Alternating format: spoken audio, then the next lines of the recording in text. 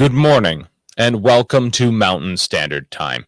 I'm your host, Nathan Giede, and today I am joined by Aaron Eckman, our favorite recently cancel-cultured friend, who's going to be doing the morning roundup with us for the news, and then a little bit later we'll be joined by Stuart Parker, who will give us yet another edumacation as president of the Los Altos Institute on a subject that he will have picked at that time.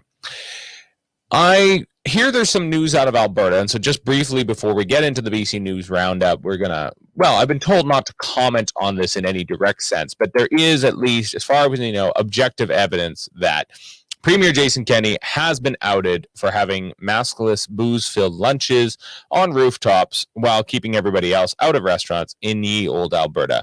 That's, of course, pretty shocking, but we do have videographic evidence that this occurred, and that's pretty damning. So I'm guessing that's the final nail in the coffin of Premier Kenney's disappointing tenure. I'm actually sorry to say it, and I'm sorry to see it, because quite frankly, like I said, I've told you guys before, I did work very briefly. Not saying I was some kind of key player or something. I've never said that, but I did work very briefly with Minister Kenney at the time in Ottawa, and I couldn't have predicted any of this. I never thought that Premier Kenney would become the Sun King of Canada and decide that I am the state and it's rules for thee, but not for me. I couldn't have predicted any of that. He seemed like a hardworking, fairly decent, polite guy. And I don't know what's happened. I don't know what kind of terrible advice he's been getting. I don't know what kind of terrible hangers-on he's got who aren't helping him with his image and helping him figure out what's right and what's wrong when it comes to being premier. But he's up a certain kind of smelly creek without a paddle now, and I don't think he's going to survive this one. I think this is the end. I genuinely hope that he finds a way forward from there, and I'm just very sorry that that's the way things went. But that's the nature of power, isn't it? It gets into our heads rather easily, and we lack the balance as small, human, frail creatures to keep from falling into the gravity of our own vanity. So hopefully we begin choosing our leaders from better stock, who have had their ethical backbones forged in a fire that can withstand the temperatures of our modern world. So that's kind of my very brief opening statement this morning. I'm going to do a quick endorsement of our coffee people, and then we're going to bring on Aaron right away. So we've got Resistance Coffee Company. And the script goes like this. Are you tired of having woke political correctness rammed down your throat everywhere you turn? Are you frustrated by businesses you support giving money to woke causes? Well, Resistance Coffee Company is here for you. Now you can enjoy the wonderful taste of refreshing roasted coffee with the knowledge that your money isn't funding the woke causes you despise. In fact, Resistant Coffee gives 10% of every purchase to organizations that are fighting for the constitutional freedoms of Canadians. Visit resistantcoffee.com. That is resistancecoffee.com. Use the promo code Western Standard for 10% off your first order. So do support those guys. Do believe they're out of Weyburn, Saskatchewan. You can order their stuff online and enjoy refreshing coffee that isn't going to wokeness and everything else that's kind of nonsense, particularly Starbucks. If you're pulling through a Starbucks, you're helping hurt Canadians. I'll put it that way. Don't go there. That's a bad idea. Aaron's laughing because he pulls through Starbucks all the time when he comes to the show. I'm just kidding. Whatever. Drink whatever coffee you want. Drink this coffee instead. We'll bring Aaron on right away. And here we go. So what's on the docket today, Aaron? Well, that's slander. I don't drive through Starbucks all the time. I'm drinking Resistance coffee right now, actually, in my love-hate spreadsheets mug. And it's great. I love Resistance coffee. It's good. It's my kind of name, too, you know. There you go. I don't go to Starbucks because their lineup's too long all the time, you know. And plus, I mean, not to mention they charge you $7 for a cup of coffee these days. It's ridiculous. So I hear, not that I go, you know. I guess they have to charge that much for coffee because they're funding so many social justice causes. Yeah, absolutely. So what do you think about this news out of Alberta before we get to some of the news items here in BC? Yeah, well, nobody's told me I can't talk about it, and it's and I have to say, like, it's been tough to sort of keep track of what's going on in BC because things in Alberta are so interesting right now. My biggest worry is that there's going to be some anti-drone legislation coming down the pipe because I'm pretty sure that's what took the video of this Sky Palace dinner. So if you're a drone owner or a hobbyist, I would, expect some gun-like regulations to come down the pipe at some point, probably from our favorite conservatives in Alberta. So that's what I'm worried about. I love the memes that are being generated of it, like especially the ones that insert the Trailer Park Boys. Like there's this picture of Randy without his shirt sitting at the table, and I saw another one of Mr. Leahy saying, "I am the liquor." Like it's, I but I know, don't. like, Is this perfect. going to be the end of Kenny? I don't know. I mean, I don't know if it's more confirming for anybody than sort of revelatory. I think he's already the most unpopular premier in the country. And look, if you're Jason Kenney, like your whole trajectory is to try to follow Harper to try to become prime minister. That's been the game plan from the beginning. So we want, Mhm. a nice rolled up package for that guy would have been to be able to demonstrate that he had the federal chops as a former cabinet minister. Then he comes back home. Is debatable whether it's his home, and he's able to unite all conservatives under this new banner and defeat the socialist hordes under the Notley regime, and then jump on back onto the national stage again as this Western advocate in Ottawa. But I mean, it doesn't look like that's in the cards now. But if that's your plan, is he going to just give up on that and fold his tent now? I doubt it. I mean, I think he's got 9-inch claws, man. He's going to hang on as long as he can, and it's the only way to turf him is for voters to do it, or for there to be a revolt within the party and vote him out internally.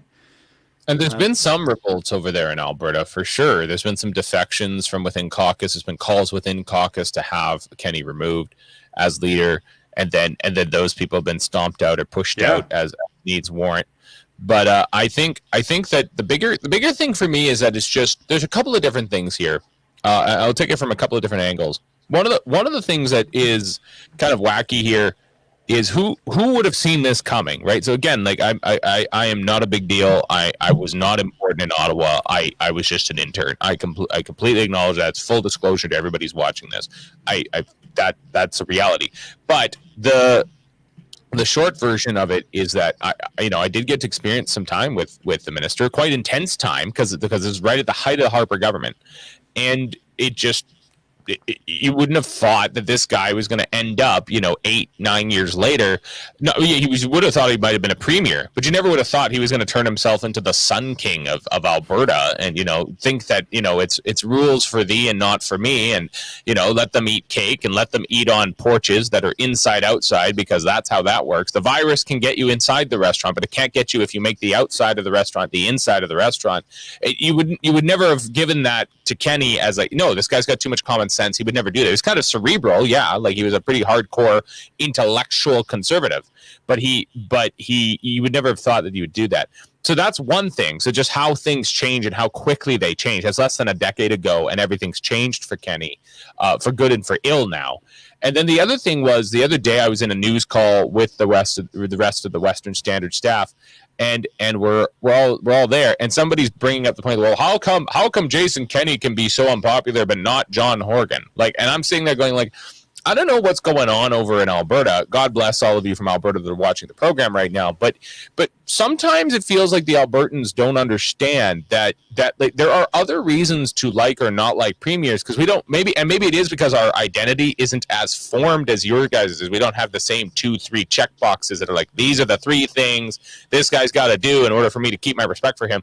In BC, it's just so diverse that there's a lot of different angles to take it from. And as I was explaining the other day in one of my kind of rants earlier in the day, I was explaining that, for example, the same people who stand in front of pipelines are not necessarily the same people who are standing in front of the old growth logging. There's some crossover, but it's not a perfect Venn diagram, and it's not a complete circle. There is overlap, but it's not the same. And I think maybe you can talk a little bit to this, Aaron, of like, it seemed like there were people really upset with Jason Kenney, but they were upset like, well, how could Jason Kenney be so unpopular? Like, I mean, your premiers are doing this too, or like your premier isn't as cool as our premier. It's like, no, you don't understand. It's not really about that. It's about something else. Do you think there's a way to kind of take that angle? Well, there's a few reasons for it, and you've nailed one of them in particular, in that BC is like not monolithic at all. It's very diverse politically. The other thing is in relation to the conservative movement in Alberta. It's splintered because it's so big. You can't, like, this is the thing that happens when you have one party that rules for as long as the progressive conservatives did in Alberta, and the Socreds did before that, is that when you effectively have no real opposition, one will invariably form from within. And that's essentially the story of Alberta politics over the last 80 years or so. is that the real opposition to government in Alberta has always come from sort of within the conservative milieu. It's kind of like in some U.S. states, for instance, the same thing happens. You've got like the biggest threat that a Republican gubernatorial candidate has is another Republican gubernatorial candidate, and not necessarily the Democrats. So that's a challenge, I think, for the conservative milieu in Alberta. But what's different in BC on the so-called left, and I don't really like to refer to it as the left necessarily, but without getting down that rabbit hole, the splinter that occurred back in 2001 when the NDP was reduced to 2 seats by the Gordon Campbell BC Liberal government, the splinter that came out of that was basically the burgeoning of the Green Party.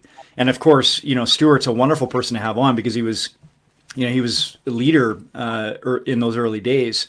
And so he can tell you about, how sort of the Green movement extracted itself from the NDP and has never really gone back. And so you don't necessarily, like the cabinet or the caucus solidarity within the NDP is fiercely enforced, number one. So you don't, like, if you step outside, people were surprised, I think, when the MLAs in Alberta were kicked out of the UCP for criticizing Kenny. I mean, that's exactly what happens in BC in less time. I mean, like, look. I mean, I was making controversial comments a couple of weeks ago, and it took literally 5 hours to get myself turfed out of that milieu.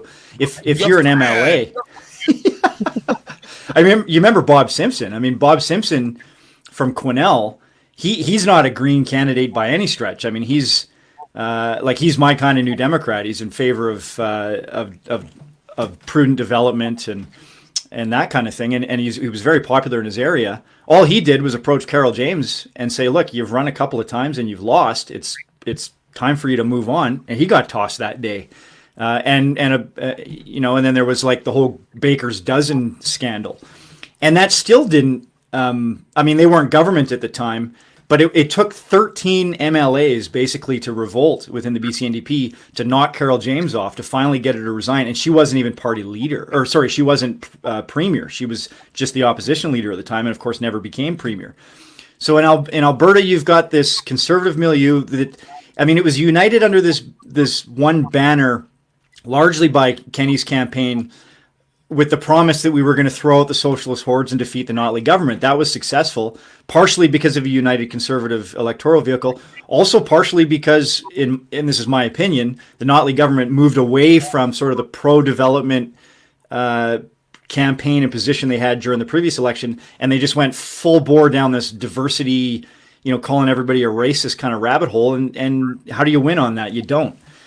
And so that's what happened. So, but I think where people in Alberta looking at BC might get it wrong is assuming that Horgan's not unpopular. I mean, in the items that I want to go through today, you start to get a picture that Horgan is increasingly unpopular.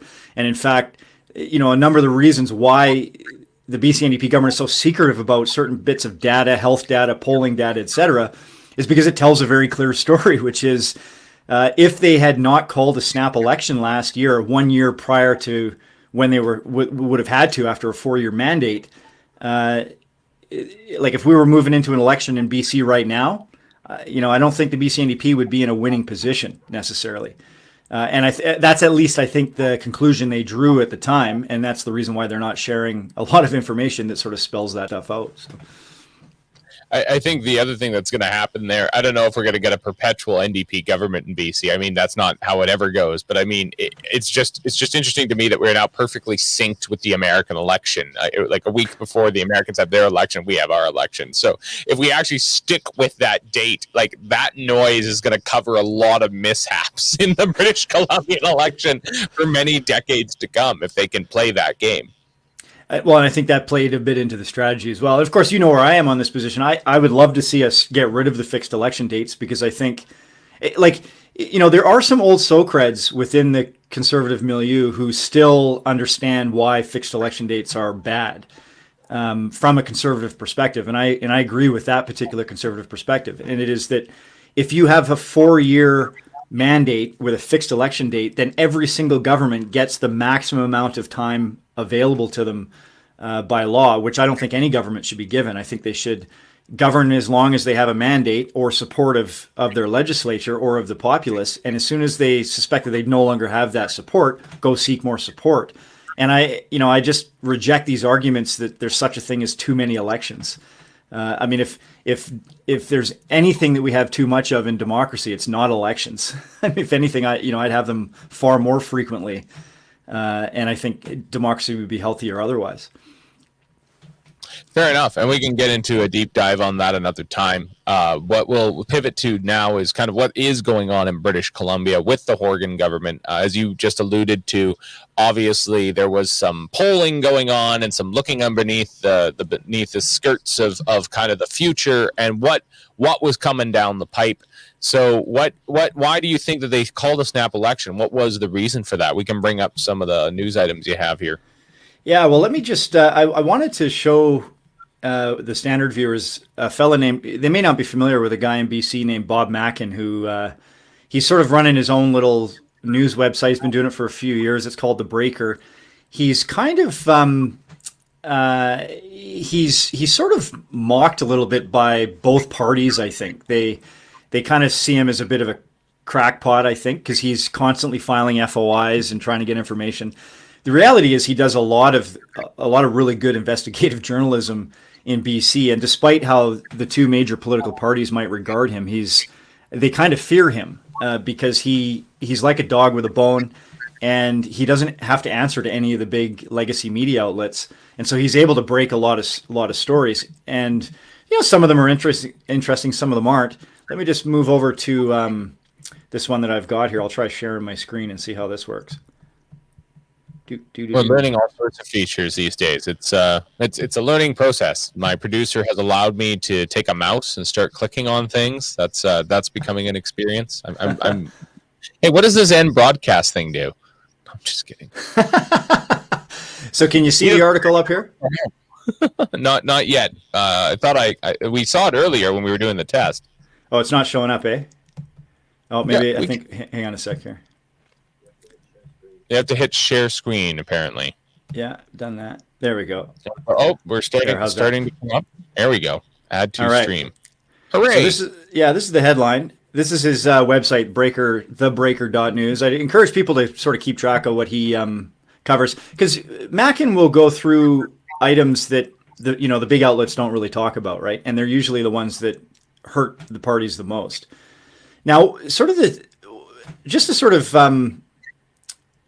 go over what he's uncovered here. He's comparing the decision of Doug Ford on June 2nd to keep schools in Ontario closed for the remainder of the school year, and he's contrasting that against Horgan's decision to essentially leave the schools open throughout the entire pandemic. And so, but that's not the interesting part of the article. I think that's the angle that Mackin wants to take it. He is, despite not being part of legacy media, he is still of the same mindset, I think, as many of the media folks down in Vancouver and on the island, which is, they wanted a harder and a longer lockdown, right? Like lock us down long and hard. And most of their criticism of the BC NDP government, and this again is another major difference, I think, between BC and Alberta, whereas folks, quite rightly, in my opinion, are taking great issue with the degree of lockdown measures in Alberta. The general consensus, at least down in the Lower Mainland, where half the population of the province resides, is that the lockdowns haven't been intense enough. And that's why I haven't actually criticized the BC NDP government about lockdowns very much, because from my perspective, they've been comparatively good here. I haven't really felt like I've been locked down that much. Although, I do have to say, and I think I've said this before, if you're working in the service industry, or the tourism industry, you'd probably have a very different opinion, because you probably don't have a business anymore. Anyway, the point that Mackin's making here is that there was a no bid contract for a polling outfit down in Vancouver called Strategic Communications, also known as Stratcom, which people might be familiar with. Now, this is, he's sort of saying here, look, like it's an NDP aligned polling firm, and over the 2019-2020 billing cycle, taxpayers were billed over $250,000 to the tune of $358,000 just to this company. And then more recently, related to COVID polling, there was a no bid contract awarded for close to $100,000. And basically what, and then they sort of track the CEO here, Bob Penner, who's a fellow of the Broadbent Institute. If you're not familiar with the Broadbent Institute, this is a federal think tank, which is absolutely NDP aligned. I mean, it's named after Ed Broadbent, who's still alive and is sort of still running the outfit. And it basically, they also have this sideline outfit called Press Progress, which is kind of like it's basically a partisan news. And I know you can't see me right now, but I'm doing air quotes around news. It's basically partisan news, and they produce stuff that just is meant to be shared on social media that is critical of non-NDP parties. Anyway, I think what the point he's trying to make here is that we should have done what Doug Ford did and shut the schools down. But what's more interesting to me is that Bob Mackin hasn't been able to get a hold of all this polling that taxpayers have paid for. So presumably, through Stratcom, the BC NDP government has been asking British Columbians questions about whether they should open the schools up or not. And they conducted a lot of this polling on the taxpayer dime prior to the 2020 election. And so the implication, of course, now how do I get back to, here we go, there. So the implication, of course, is that they were probably asking a lot of questions that had less to do with, what people thought of the lockdown and more to do with what they thought their chances were of getting reelected in 2021. And so and they spent a lot of money doing it. And so the reason, Mackin wants to get the polling data, I think he wants to demonstrate that they had information that suggested that they should have actually locked the schools down. I'm not interested in that at all. I'm interested in how is it possible that a government can spend that much of our money asking questions of us that are clearly in the public interest and then hide that from an FOI request. And so the question that arises is, should a government be able to keep that information secret? Well, my response is no, absolutely not. They should have to share that. And why wouldn't they want to share it? Well, the reason they don't want to share it is because it probably demonstrates two things. Number one, that they were on a downward trajectory in terms of popularity. And if they waited until the 2021 fixed election date, they had a very small chance of getting reelected, especially with a reinvigorated BC Liberal Party, assuming that, well, I guess it would have been Andrew Wilkinson, so who knows? I mean, they could have just repeated the same gong show. Yeah, I don't think the word revitalization and Andrew Wilkinson have ever been used in the same sentence, including perhaps in his own relationships at home. So in any case, I'm sorry. I mean, I had to deal with him in an in camera. I don't care that it was in camera. It doesn't matter. Nothing confidential was said. The point is that I had to deal with that guy in a meeting, and he came to try and tell us what was what because he was a minister at VanSet, as if he had a right to tell us what to do as our board. I don't. I have zero respect for the guy. Zero respect. He came in there hot and heavy with no desire to understand what the board was trying to do, and he just tried to tell us, read us the riot act and tell us what to do. And it's like, you know what, like, you're not from here, you don't matter, like, get out. Like, I have no time for this guy. Oh, it was back when he was Minister of Advanced Ed. Yeah, a long time ago. Long time ago. Anyways, well, if it's any consolation, he never would have appointed me to the position I used to hold, and if I had been there, he would have fired me probably faster than the BC NDP did. Yeah, exactly. And I mean, like, speaking of things being kept tabs of, I remember when you were talking about this last time, we were talking about on the UNBC board, and everybody kind of knew your background, and like, oh, there was talks about your background. It's like, you know what? People knew that I was a BC Tory. People knew that I was a former BC Tory when I got onto the board, and like that made the rounds in the information sessions back when the Liberals were still in government. So people weren't happy about that. Oh no, one of our former enemies is on a board somewhere. It was annoying. Anyways, well, it's not even the politicians that really discuss this. It's the political full-time staff that sort of sit around and ruminate about this stuff. They're the only ones that really have the time to do it. Anyway, the bigger question about this. So how is it that they're able to withhold this information from FOI requests? And that's sort of the ongoing, the re-emerging trend with this government is like, how are they able to keep all this stuff secret? Because they're keeping a lot of stuff secret, whether it's health information, Site C information, all sorts of stuff. And the way they're doing it this time is they're claiming that the polling data is kept secret by cabinet confidentiality. And so, it is possible for a government to not have to disclose information that is the property of cabinet, basically. But that's a fairly small group. That's not the whole caucus. That's not all of government. That's just the cabinet ministers. And so the claim that they're making is that this polling data was viewed only by cabinet. Well, that's even more troubling if you're a BC-NDP MLA, from my perspective. Like, what is it in this polling data, which was just asked of British Columbians, that not only will they not share it with the public, but they won't even share it with their own members of government. Like, they won't share it with other MLA. Like, what's in there that's so secretive? And of course, the truth probably is that it wasn't just the property of cabinet. They've probably all seen it, or those who are interested in seeing it, which raises a bigger problem. Just now they have to lie. They have to pretend that they haven't seen it. So neither of those situations are very flattering for the BC-NDP. And it really just goes to show, whether we get to see this information or not, that, despite my own proclivities in terms of, being opposed to fixed election dates, there was no reason to hold the election last year other from the perspective of the BC-NDP and the Premier's office, John Horgan in particular, other than to win, because they didn't think they'd be able to win if they waited the full 4 years. I mean, that's clear. So, I mean, I found that to be interesting. I think though that this is one of the places where I kind of fall down on both sides. So I was raised by very ethical people, strong moral character, who had no time for kind of more the conventions, the way people kind of just shrug things off on a lot of different counts. Whether we're talking about the free market, whether we're talking about politics, whether we're even talking about interrelationships with your neighbors. Very blunt, very literal people. Not that they weren't sophisticated, but that's just how I was raised. So the idea of there being kind of like, that's just showbiz, guys. Like, I don't really do that very well. But at the same time, now that I've been in this, to use the word, your word of the day, and as always, milieu, for some time, I've also come to understand that, maybe not everything is always literal black and white all the time, and I got to be able to kind of roll with the punches. This is one of those places where I kind of fall down on both sides of the fence simultaneously. I feel like I'm being split in half. On the one hand, I completely agree with you. It's ridiculous that the NDP were using public dollars to essentially finance their own re-election.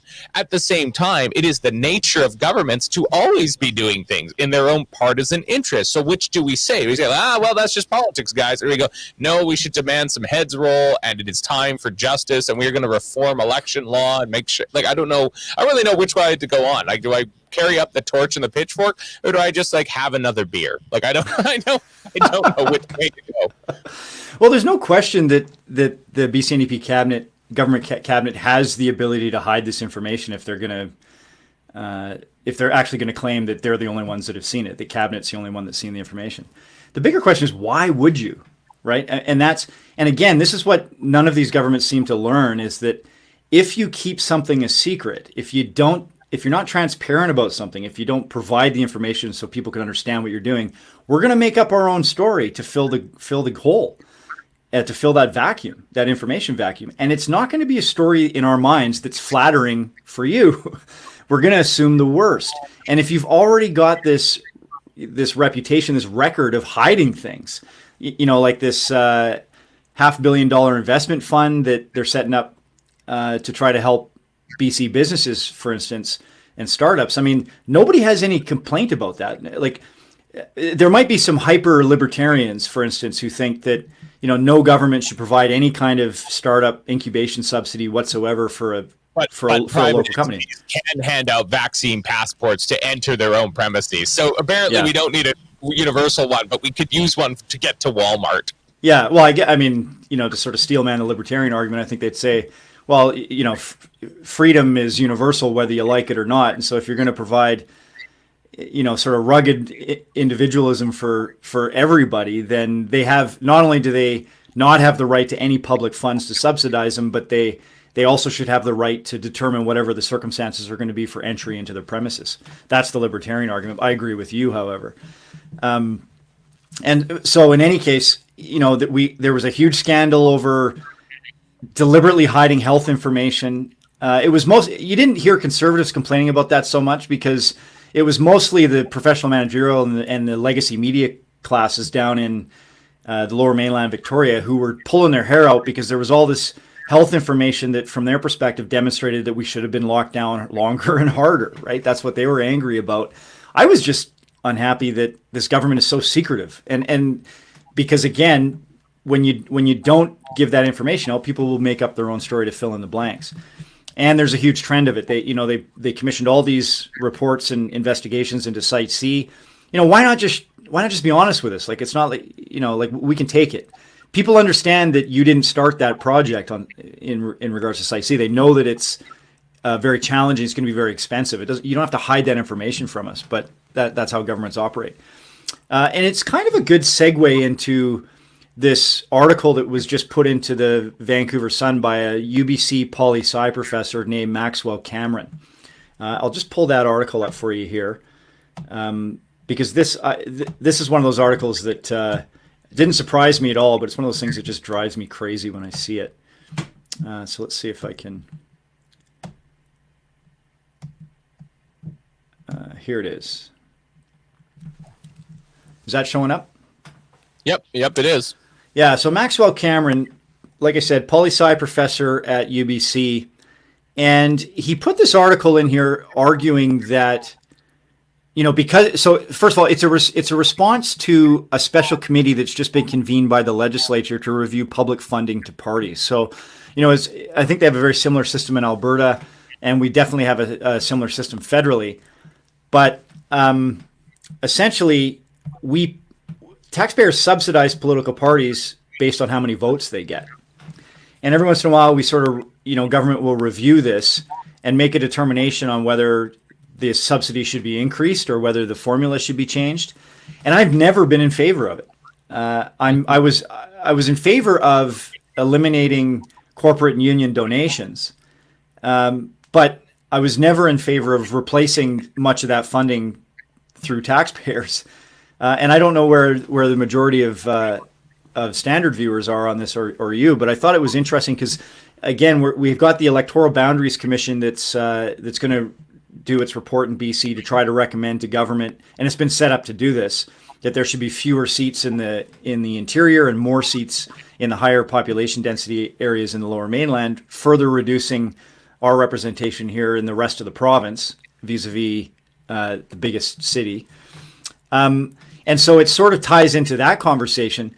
But he makes a number of arguments that are just, from my perspective, flat out wrong. And I think people need to push back against this, because it's this renewed push to try to describe political parties as this integral piece of democracy, which is something that I've never agreed with. In fact, I've always kind of, and I've been a member, BC has a lot of political parties. I've been a member of most of them. I've been a member of the BC Liberals. I've been a member of the BC Greens. I've been a member of the BC NDP. I've been a member of the Communist Party. I've been a member of the Rural BC Party, the Wexit Party, the Maverick Party. I sort of have like a political party fetish. It's mostly an intellectual curiosity to see how, the similarities and the differences between them. And sometimes it has to do with my values as well. But the one common thread I've pulled away from my experience in all of these parties is that none of them are good for democracy, especially if you think that, regional parliamentary representatives or legislative members should be answerable to their constituents and not to Victoria or Ottawa, respectively. And I know you were having this discussion on the show yesterday. And my view on this is that political parties actually reduce the amount of democracy, and they make it impossible for any member who's elected under that banner to represent their own constituents, unless they're willing to get tossed out of caucus and then likely lose the next election, because our system is rigged in such a way that unless you have an endorsement, unless you're running under a major political party brand, it's almost impossible to get elected because of how the funding works. And because once they get into power and they all agree on this point, they all agree that taxpayers should then pay the political parties for the privilege of being able to vote for them after the election. It just it reduces the ability for any small or new political party to really get going, unless the old school parties are sort of wiped out of the way, like we saw in Alberta with the creation of the UCP. And it just entrenches these tiny and increasingly smaller power structures that are built around these parties. And from my perspective, the people that support this stuff and support political parties, they always make the argument, well, if you don't like this, well, join the political party and get your message through the political party. But the reality is, you don't have any kind of agency within a political party either. I've been to so many conventions. I've chaired party conventions. I've sat backstage. I've sat at the executive table where we put together the convention agendas. And I know, like, the BCNDP is no different than any other party. In some ways, it's even more democratic. But the whole structure, the whole convention structure, is set up to repress any kind of individual thought or motion from the membership and from the floor, and to just turn it into a communications exercise. So this idea that, the average individual voter can affect change or has any agency in our political process by playing a role in their political party is total BS. It's just not how political parties are operated. And if you go through the list of reasons why this Maxwell Cameron from UBC thinks that political parties are vital to democracy, you pick it apart really quick. So, for instance, he says, here are the reasons why he says political parties are absolutely vital. He says they provide voters with critical information, presumably about candidates. Well, that's not even true. Political parties actually don't provide a lot of information about local candidates. They provide a lot of information about the leader, right? That's right. In fact, I mean, this is a huge frustration. It doesn't matter what political party you're in. If you're involved in your riding association, the thing that ticks you off the most is that you bust your chump trying to get money raised locally. And most of it probably goes to pay people you've never met that are sitting in front of a laptop in a headquarters somewhere down in Vancouver. And who knows what they're doing. And I'll tell you what they're doing. They're calling people up trying to get more money. They're calling into your riding to fundraise over top of you. And that happens in any political party.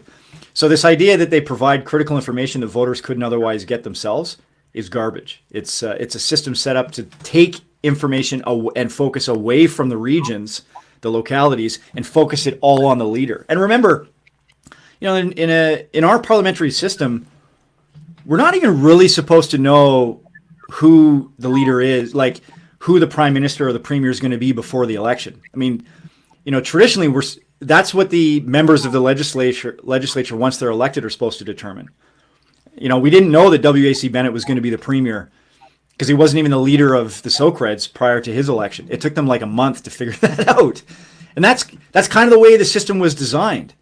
So that all of these representatives who are elected from different regions around the province or the country get together and they decide who's going to be the prime minister. It's not decided beforehand. And when political parties shifted focus onto the leader and away from the regions and away from the individual MLAs and MPs, it reduced a huge amount of agency that voters have and their representatives have in selecting the leader. A huge change. And I think that kind of pivoting back to this question of what to do with political parties and their fundraising and how much they cost, it is a catch-22. It's funny. I've actually come to be on maybe the other side of this issue after years of being on the same side that you're on. I kind of wonder if maybe there shouldn't be a single budget for everybody, and everybody just gets to run on this single budget, and maybe it does get taken out of the respective parties' kind of fundraising or something, but it's just there's a limit, and everybody gets the same. So it's just like I don't care if you're a brand new party down the street, you get the same as kind of the Tory party, and like it doesn't come down to money. It doesn't come down to be able to project an image or what kind of consultants you hire. It's like, no, it's like it literally the best idea wins. It's like, okay, so with the communists and the conservatives and the liberals and everybody in between are all up there on stage. There's 10 candidates and each candidate gets a chance to say something, and it has nothing to do with the fact that your party's bigger than that party and has more money than that party. Because as far as I can tell, having more money than another party doesn't mean that you necessarily have better ideas. Well, the problem with the funding system that comes out of taxpayers' pockets is that if you're a big party, you can never again become a small party. And the small parties can't really become larger parties unless there's some major sort of external shift in the electorate, or some big event changes everything. And the reason being is you're funded based on the number of votes you get. So, like in the last election, the BC Liberals, go back to 2017, the BC Liberals actually got more of a subsidy than the BC NDP, because despite the BC NDP becoming government with the help of the Greens, the BC Liberals got more seats and more votes. So, they're not diminished in any respect. Now, one could argue that the Green Party was able to finally kind of get themselves to a point where they were able to get elected in a couple places because of these subsidies. But that's not an argument for subsidies. That's an argument for a few cookies being doled out to one of the smaller parties while the two bigger parties continue to reap, the massive rewards out of the taxpayer pocket. My experience is in unions for years and years and years, and playing a role both on the elected side, but also sort of managing the elected side as I was a staff person for years. And what you described is pretty similar to what a lot of unions have done, where there's like a campaign expenditure limit, and it's pretty low, and the full amount for candidates that are running for elected office in a union, for instance, the full amount is reimbursed afterwards, but it's such a low amount that it's not a huge bill for the members, right? And the idea is, doesn't matter where you're from in the province or if it's a national union across the country, everybody who wants to seek, or what your politics are, everybody who wants to seek a leadership position in a union, the union membership will subsidize, like the mailer that you put out. Like, nobody's buying TV ads or anything like that in those kind of elections, but it's the same sort of model that you're talking about.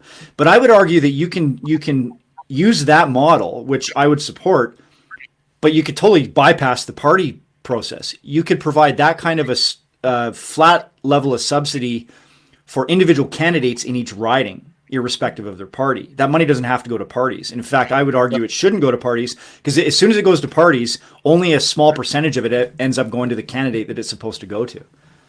And again, it's just funding. It all goes toward, the vast majority of it goes towards funding the leadership campaign and this huge bureaucracy of unaccountable staff people who are just hacks trying to get a bigger job in government if they can win. That's where the money's going, to pay these people to sit and stare at their laptops all day.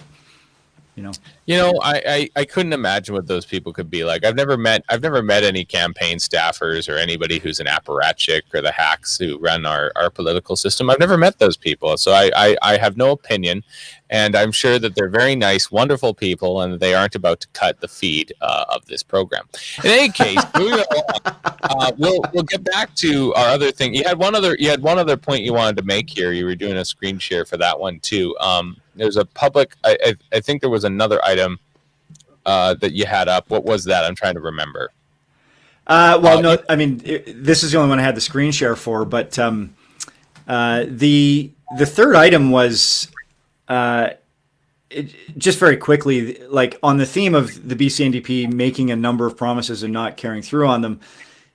You have to have a certain perversity to your personality to sit and watch budget estimates on the legislature feed. But I've been doing this, and the Ministry of Children and Families budget estimate debate is going on right now. And because the childcare, it's sort of a small mini ministry, has been embedded within the Ministry of Children and Families, it's where the minister responsible, Katrina Chen, is tasked with following through on this promise the BC NDP's now made in the last two elections for what they call a $10 a day childcare program. So very similar to a universal dental care program, they've promised now twice that they're going to deliver on basically a universal childcare program with public spaces, so publicly owned and operated childcare spaces. And the background for this, because if anybody's watching from Alberta, they're probably thinking like, this is nothing like anything that we would do in Alberta. But it's a huge issue for a number of folks in BC, particularly in the Lower Mainland, where, if you're a two-parent family, for instance, and you want to have children, most of the folks that I know in that situation, the decision that they're honestly debating is whether or not one of them should continue working or not, because the price of childcare is so high. They can't make enough to pay for it. So it makes more economic sense in your own family economy to have one parent not work and provide childcare because it's cheaper. But that creates other problems. It creates problems for business in terms of the supply of labor. So it actually brings the supply of labor down, which drives the price of labor up. So it actually puts upward pressure on wages. So, some people might say, well, that's good. But from the perspective of a business owner, it might not necessarily be good. It also becomes a retention issue for existing staff if they're going to become pregnant. It doesn't matter, mother or father, they might decide, well, I can't work anymore. So it's tougher to keep people. So it becomes sort of a retention issue for businesses who want to locate there. Childcare is a big issue for them. So some of them are sort of coming up with ways to try to fund childcare. Now, the BCNDP, here's the context, the history of this. Back, if you remember long enough ago, back when Adrian Dix was leader of the BCNDP, he's now the health minister. He ran on a pretty stringent campaign back in 2013. That's how far back we're going. And he was favored to win. I mean, there's that old Vancouver Sun front page article that had, a picture of Adrian on the front, and it said, this guy could literally kick a dog and still win the election. And then a few weeks later, of course, the headline was the comeback kid, because Christy Clark was able to pull it out of the tank. And one of the reasons, people always speculate about why he lost that election, and a lot of people sort of on the pro-development side of the left said, well, it was because he came out on Earth Day against the Kinder Morgan pipeline, and we call it the Kinder Surprise. But people that were watching closer, because he literally didn't talk to anybody about it, he just announced it on Earth Day down at, I think it was like Grandview Park in East Van, right? And people were like, what? And then, support kind of plummeted. But there were other reasons, I think, why he didn't win. One of them was, public sector unions, in particular, the BCGU, which represents provincial employees, they were really big on this growing idea of a universal childcare plan. And they're really big on it for a couple of reasons. One, if there's public spaces and like a public childcare plan, ideally they're going to represent those childcare workers because they're provincial employees.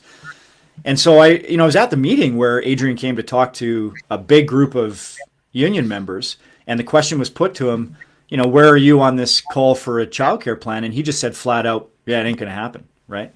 And so it just killed sort of that part. And that's a huge base. That's sort of like the federal government employees for Trudeau. It's a huge support base for him, right? It's why the federal Liberals, just before the election, they always send an open letter out to the bureaucracy saying, things are going to be okay. Don't vote for the Conservatives. They're going to muzzle scientists and they're going to cut funding.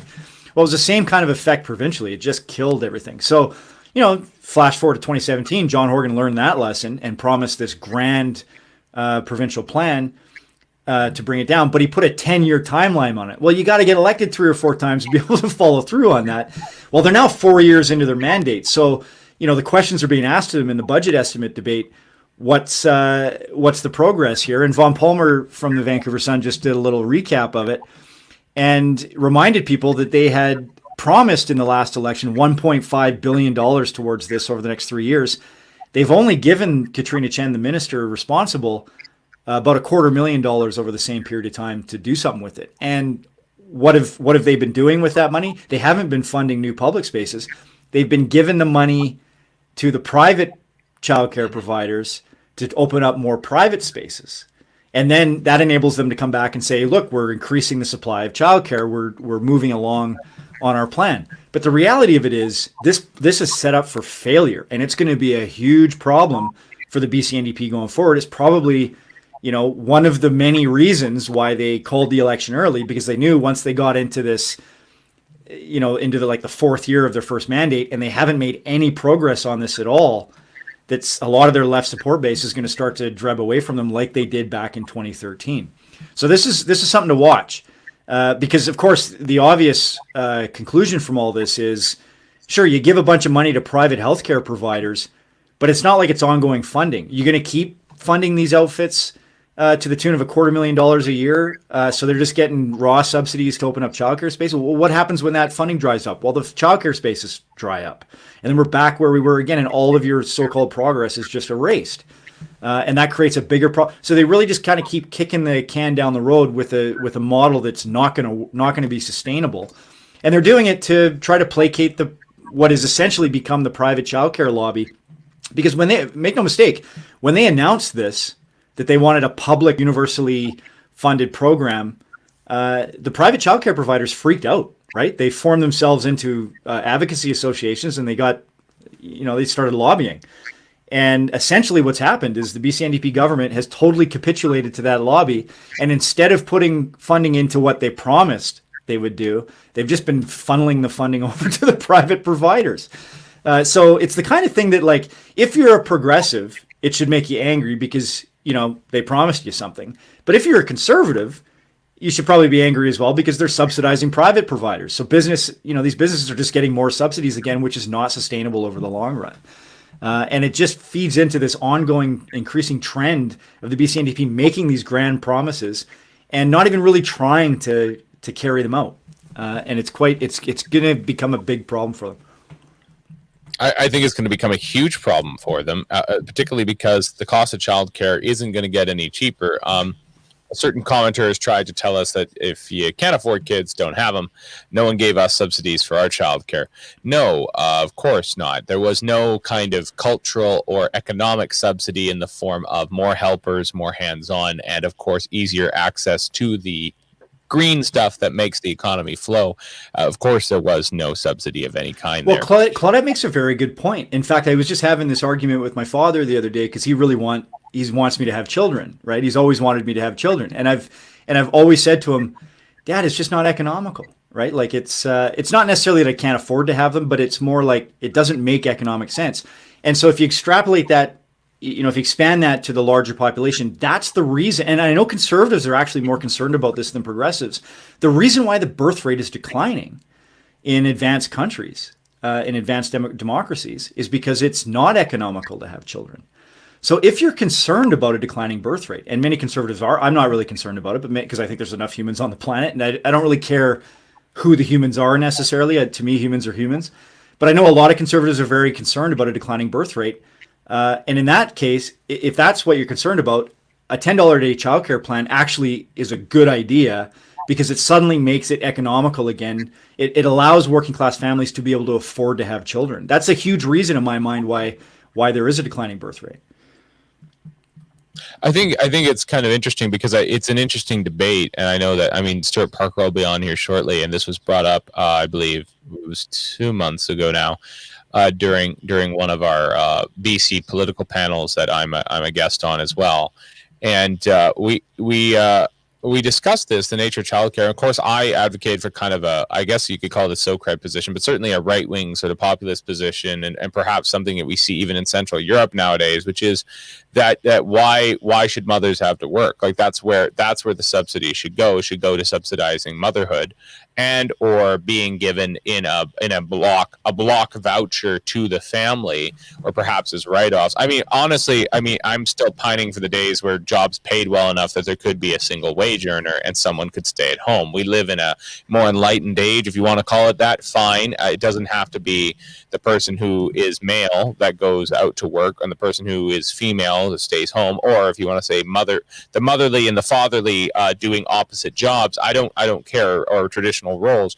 I don't care. You set up your family how you want. But the point is that I think that if we're going to subsidize anything, we should subsidize there being someone who can be full-time at home. Or if you choose to take that subsidy elsewhere, that voucher elsewhere, go ahead. But that's just it. It's a voucher. So it puts it back into the hands of people to make that decision. It doesn't just directly subsidize a private or a public sector system. It is a voucher system given to people. And of course, you roll your eyes because I beat a dead horse on this, but the way to deal with all of this stuff, like one way to not even need a childcare subsidy program or universal program, one way to eliminate a lot of the benefits that people are receiving that are means tested for various reasons is to implement a universal basic income plan, which solves a lot of this stuff, and in the long run can probably be cheaper for the taxpayer. Because it keeps so many people off of other services that draw down on public revenue. But there's no major political party in British Columbia that's remotely interested in that, and unions aren't interested in it either because it literally reduces the dependence that workers have on unions in that traditional work environment. Mm-hmm.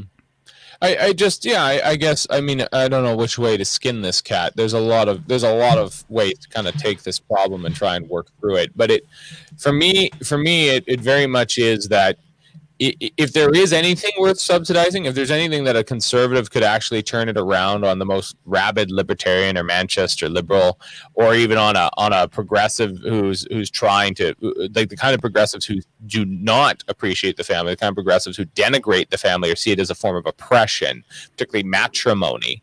I think this is the one place where they actually can arm themselves rather well and push right through and be like, no, actually, you're a moron. You wouldn't exist on planet Earth without two people combining their gametes, hopefully inside of a permanent relationship that was conducive to your raising.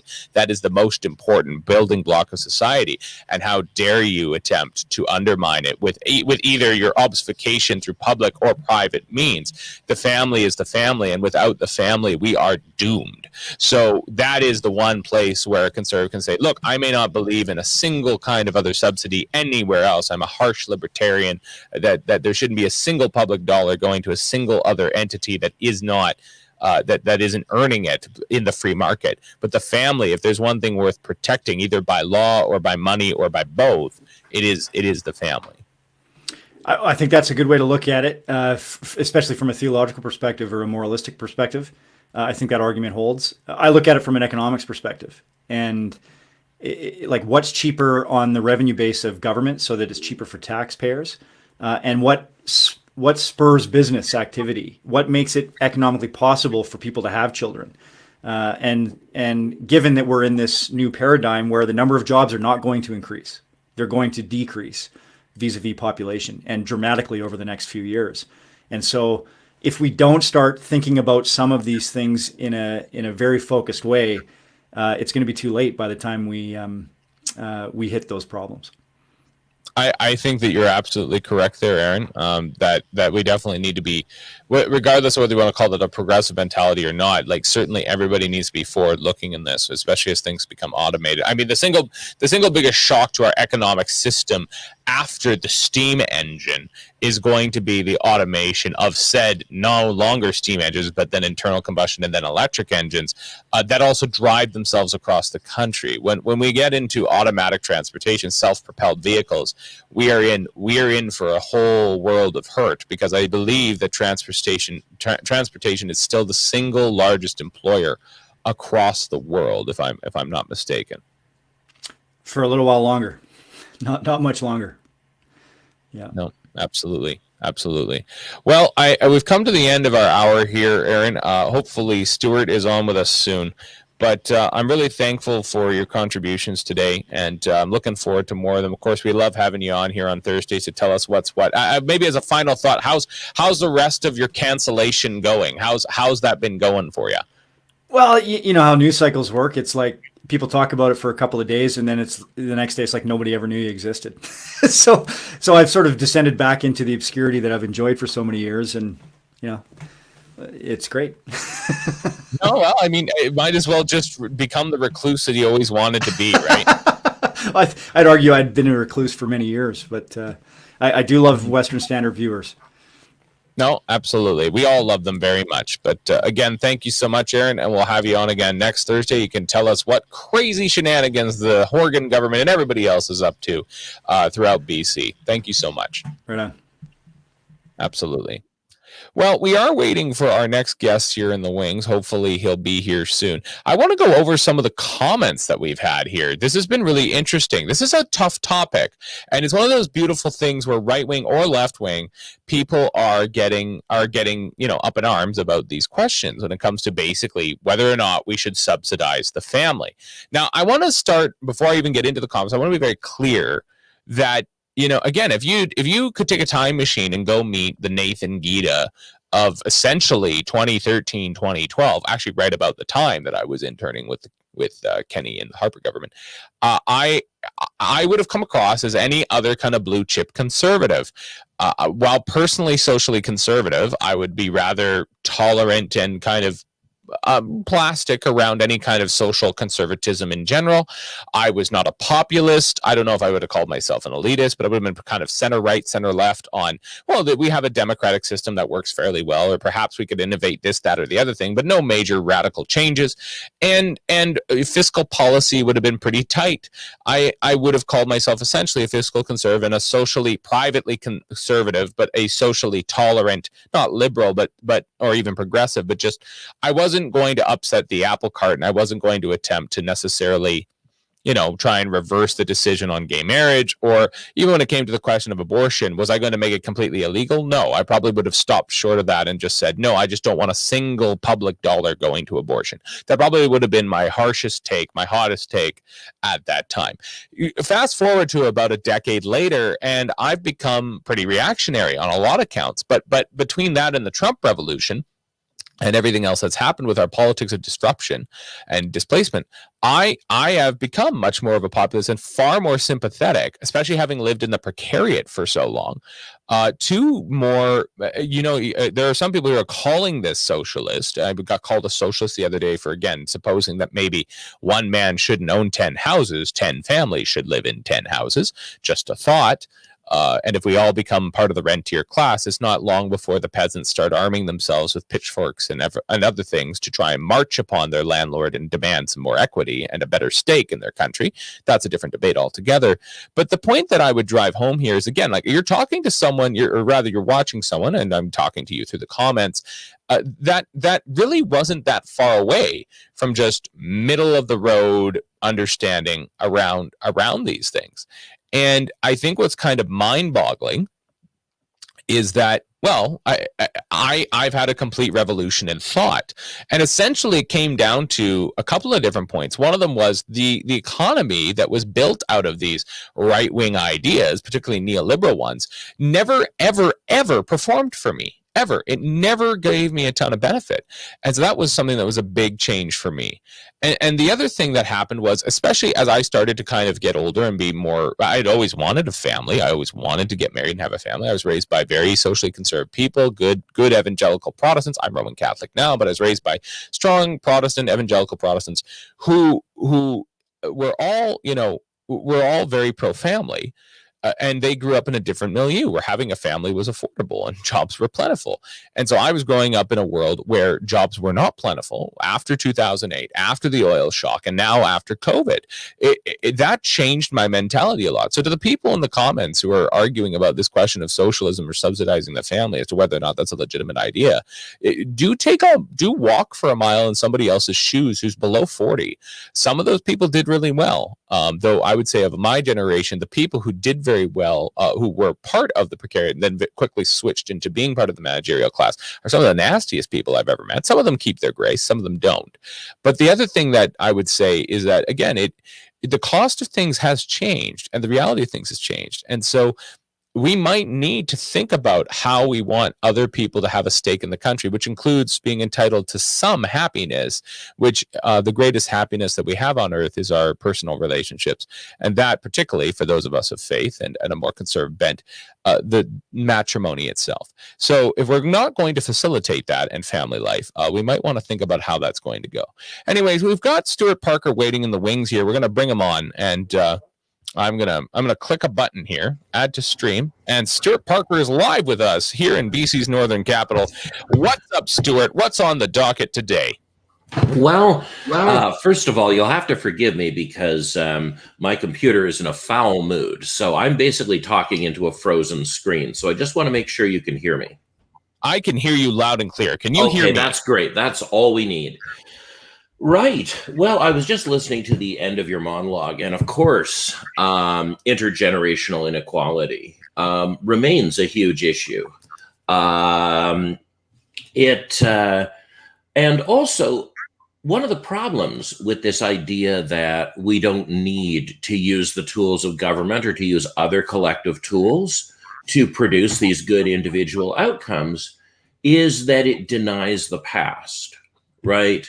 After the Second World War, one of the reasons we associate the baby boom with all of this prosperity, all of this independence, and of course, we're talking about a whole range of independence, right? people were very independent to pursue their dreams if they were in the baby boom. And that's because the baby boom was underwritten by this massive wealth transfer to the parents of baby boomers following the Second World War. We had not spent any money on demobilization after the First World War. And as a consequence, although only Mongolia and Russia left the capitalist world, there were revolutions or revolution-like events all over the civilized world, right? The Winnipeg General Strike fits into a general context of people coming home from war after the first one and finding no resources, no jobs, no social programs, no anything after giving everything they had for their country. And they rose up against capitalism and went, this is unacceptable, right? The Progressive Party became the second largest party in Ottawa, a party we don't even remember the existence of. And so after the Second World War, the thinking was all through the West that we were going to do things differently. In Europe, that meant the Marshall Plan. It meant massive infrastructure spending to create jobs for veterans, to create housing for veterans, those kinds of things. And in Canada and the United States, it involved startup business funding for every returning veteran or a free ride to college, whichever they chose. And so we have to remember that this golden age that we look back on, a golden age of relative equality, was underwritten by the government completely reordering society after the Second World War. And there were winners and losers in that, right? A lot of women lost their jobs during that period. But the point is that we said collectively, people need a fair shake. And the free market has never by itself been enough to give people that fair shake. So what are we going to do as a society to reward the things that we want to see in people, to reward looking after your kids, going to work, keeping up a nice home? How are we going to, as a society, make those things priorities? So I think there's been no war, but there's been a series of massive wealth realignments since 1991. And to act as though those wealth realignments are the responsibility of individuals or can be solved through individual uncoordinated action is just completely unrealistic. And it's not the mathematical properties that free markets have. Free markets over time polarize their wealth. The main cap on a free market's growth is that consumers start running out of money because the owner class has too much of it. And it has always been it has always been the responsibility of someone to step in and produce that churn. And as I mentioned on a previous program, in America, that didn't used to be the state.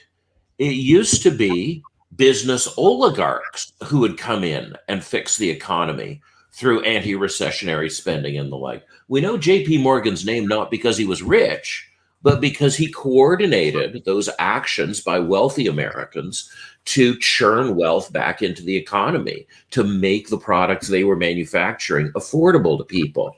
So you can't actually go back and find a golden age when free markets delivered for people. The moment we had within a generation of having free markets, there have had to be major market realignment interventions, whether they're organized by the private sector or the public. And so what's happened since 1991? I mean, obviously the biggest thing would be kind of neoliberalism and the austerity measures that came in, but a lot of people having, like, I mean, I'm 31, which means I was born the year before that. I was born in 1990 on January 1st. Actually, I lived without communism and I missed the 80s by 12 hours. I'm very lucky. But here I am. And so I've lived my entire life progressively. Like, I do have some golden memories of the 90s, and things get darker as time goes on. The dark timeline continues. What happened? If someone was 40, if I was 40 instead of 30 or 50 instead of 30, what would I remember differently? What changed? Well, first of all, what I want to say is our collective memory is one of the things that is most under attack through social media, conventional media, and the like. Conservatives in some ways have known this for longer, right? They have been objecting to historical revisionism for longer. But I think wherever you are on the political spectrum now, you can see that our history is in the process of constant re-editing, and that has a real social impact. So it means that people like me and older often can't remember things having been different because there is, whether coordinated or not, it doesn't have to be coordinated, but there's a continuous attack on our social memory of other possible ways of living. And Brian Fawcett put this very well in a very strange book he wrote in 1986 called Cambodia. And it's essentially, it's a memory. It's a little bit like the Bible in that he's trying to remember something a very smart deceased friend of his had to say, and he can't quite remember it right, and he knows he can't. And so there's a wonderful narrative style there. But central to this whole thing is talking about how when you see the clouds of authoritarianism gathering, one of the first things you see is an attempt to control social memory, to make it seem as though what is present has always been the case, that there was no past that was different from the present. And so Brian Fawcett's argument at the end of the book is, you must be able to remember a different past if you want to imagine a different future. And that's really what's at stake today. One of the reasons I think we're seeing very strange coalitions of people coming together to fight elements of the neoliberal order is its attack on our ability to remember or imagine how anything could have been different. So, we look back at a Cold War society. So my mother bought her house in 1970 for $21,500.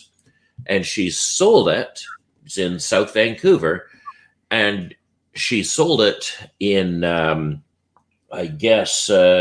probably 2015 for $2.15 million. In other words, her house increased in value 100-fold. And many people see the affordability crisis simply as being about things getting more expensive. But it's not just that. It has to do with how much of our money we pay to banks. Long mortgages pay a lot of money to banks. High interest rates pay a lot of money to banks. High credit card rates pay a lot. And these were things that governments actively regulated through their own authority over borrowing. In 1974, we moved to our current system of currency trading and borrowing, which was done for reasons that have nothing to do with screwing us. OPEC was shaking the world down by controlling almost all oil production. And industrial economies were taking a pasting because most of them didn't contain any oil within their territory, Canada being the very rare exception. So they're having to import oil. They couldn't afford it. The price of oil keeps going up. Manufacturing starts collapsing. They figure they need to do something. So what they do is they end the Bretton Woods World Bank currency agreement that had been made. It was the first part of the United Nations order made in 1944. They ended the Bretton Woods currency system.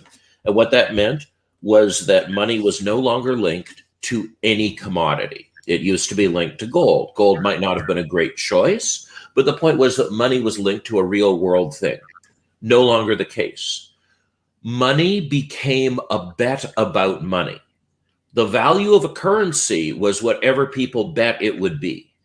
And the purpose of this was to create investor rights, which is a big part of our current order that we didn't used to have, because they needed to recapture all that money that had gone to OPEC countries. They didn't want the Arabs building nice highways and nice universities and things like that with our money. So they created huge incentives for them to reinvest that money in our stock exchanges.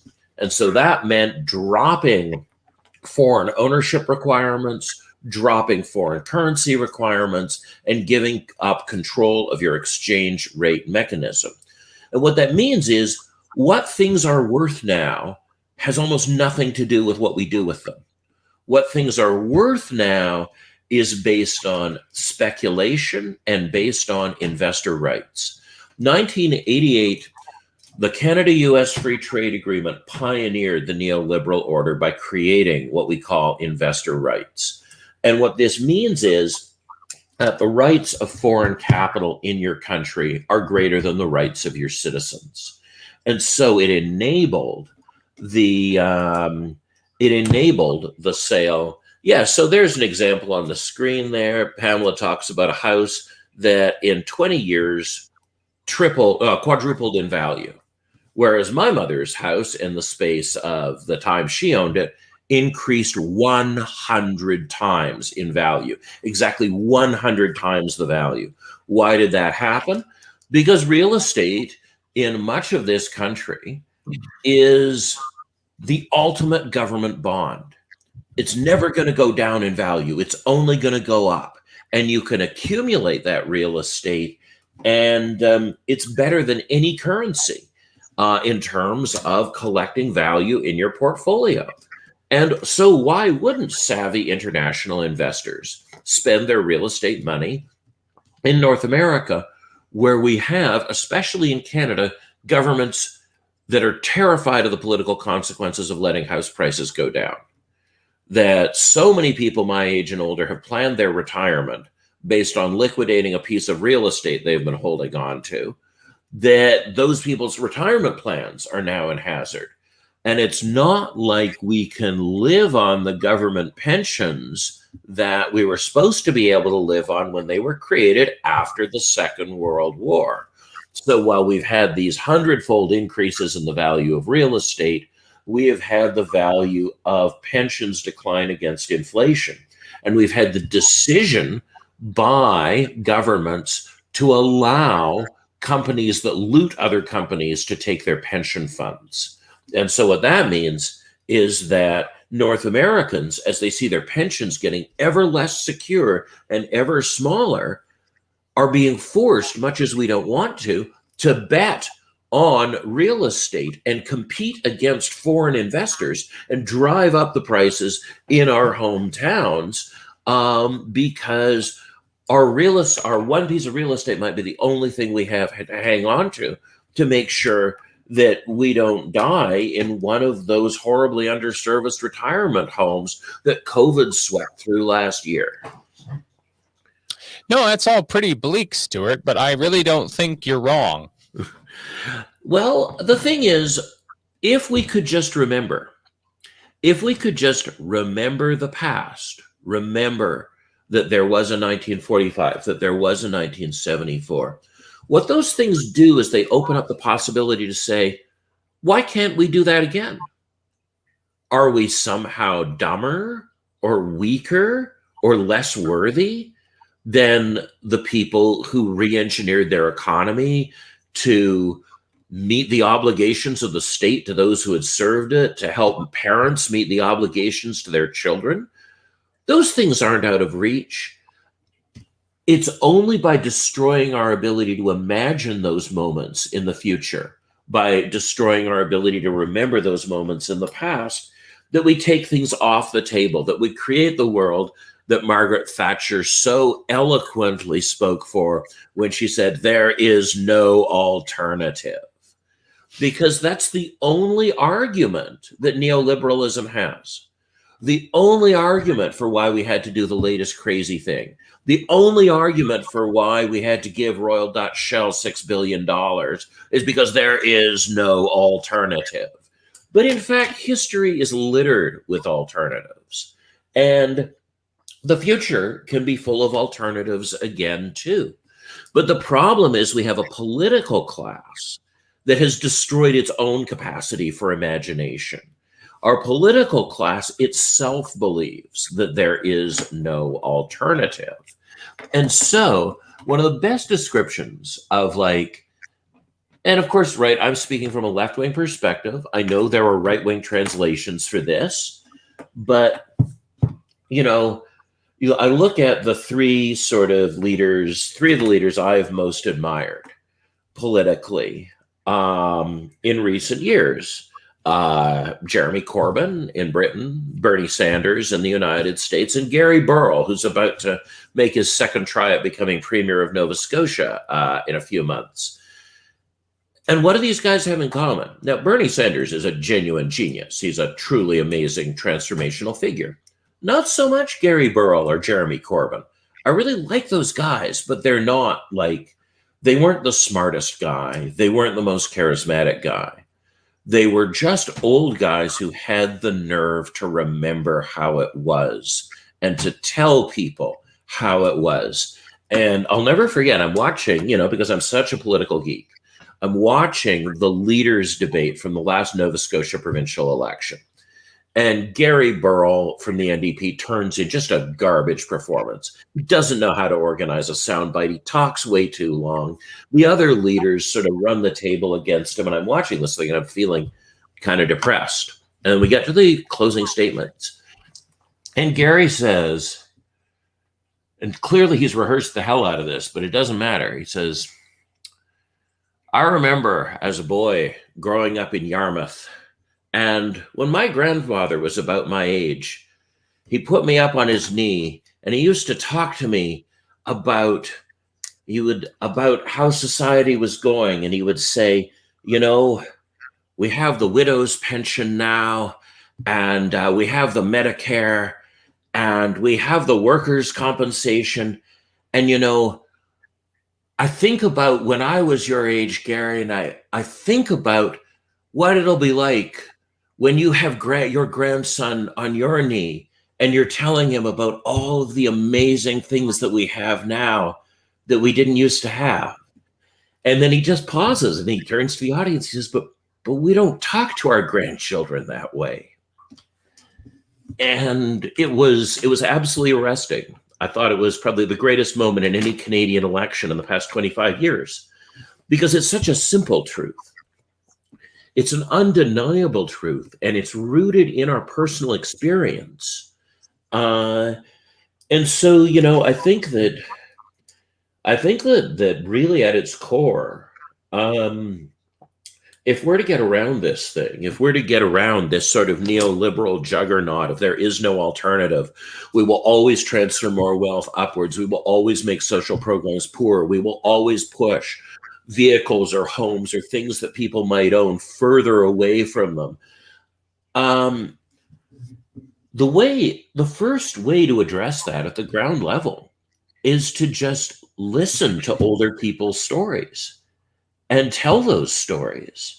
We have within each of our family systems the ability to remember a different past where we had different priorities. And some of those priorities were crazy, right? Like our ancestors, they're pretty crazy with the nuclear weapons and all. But, that seems nutty to our modern eyes. But there are so many things. There were ordinary things in people's lives that could be remembered that we push down. It's really sad that we silo seniors in our society the most in terms of their media. But it's also no coincidence that media pitched at seniors is the media that is most aggressive in suppressing people's memories of the past, keeping those memories just in the present, in this world of competitive outrage and outrage porn, and how all politics is just symbolic and isn't connected to any of the levers that older people used to be able to pull in our society to change its material order when it wasn't working for them. I think there's a lot of connections to make there, of course, in the fiction world and from authors inspiring us. Of course, we're thinking of both Kurt Vonnegut and, of course, Orwell, that their mentions of how memory, I mean, in 1984, what was freedom, the right to remember things as they were, to not have things go down the memory hole. Kurt Vonnegut, of course, making the point in the title escapes me, the short story, but the hero who breaks free and everybody's watching the TV and the little noises go off in their ears every time that they actually have a fully formed thought, something Bradshaw or something like that, like the guy who's running amok is the title of that short story. And then to the point of like remembering how things were, remembering something transcendent, something different than the present. I'm remembering a post that you made not that long ago of that moment in Doctor Who where the Soviet soldier says, "I still believe in the revolution." And I think that maybe the right, for us conservatives and for us ultramontanist Catholics, it's very much I believe in God. The creed, between the creed and the last gospel, right, and the darkness has not overcome it. Exactly, but Transcendent also, ideas. but there's a flip side to the transcendence, right? There's a flip side to the transcendence when we think of religion today. So one of the things I hear all the time is just this nonsense. People say, I'm spiritual but not religious. And I said, so that means you believe in magic but have no social responsibility around that belief. That's a terrible combo. That's like, I struggle to believe in a supernatural or metaphysical world, but believing in church that's a no-brainer. That's a no-brainer because religion is about making some tiny piece of this earth fall into line with the order above. That's what the work is that you're doing when you're mixing Kool-Aid or laying out cupcakes or doing whatever it is for Sunday, filling up the coffee urn. But we've turned church, or we've turned the idea of church, and I really see this turn with the Pentecostal televangelists in the 70s, is where we see this dramatic turn, where so many churches today believe that all religion is a story about how you won't die. That's what it's for, that church is about oddly, it's how people treat political parties now too, right? It's just about describing a cosmic order, but never enacting that cosmic order in your life. I think that, yes, churches, I mean, God knows, we were talking about, those 250 corpses of Indigenous children last week. I think we're all aware that religion can go wrong, and it can go very wrong. But what religion is being reduced to in our present order is this terrible cartoon. It's just a Robert Schuller or a Ernest Angley or a Jimmy Swaggart or, any of the Falwell boys standing up there and describing a world and taking your money, and of course not putting any of that money into making the world they have described. And we've really played into this in progressive societies, that it makes us uncomfortable when we see churches delivering social programs. It makes us uncomfortable when we see churches sharing with the state some of that role of connecting us and being an institutional backbone in our communities. And, I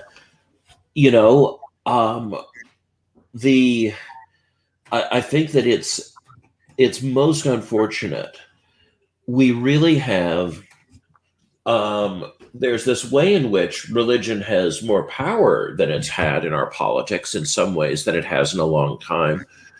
But on the other hand, that power really is simply about persuading people to maybe act in an election in a certain way, rather than persuading people to reach down and pick up the task with their hands and do it themselves.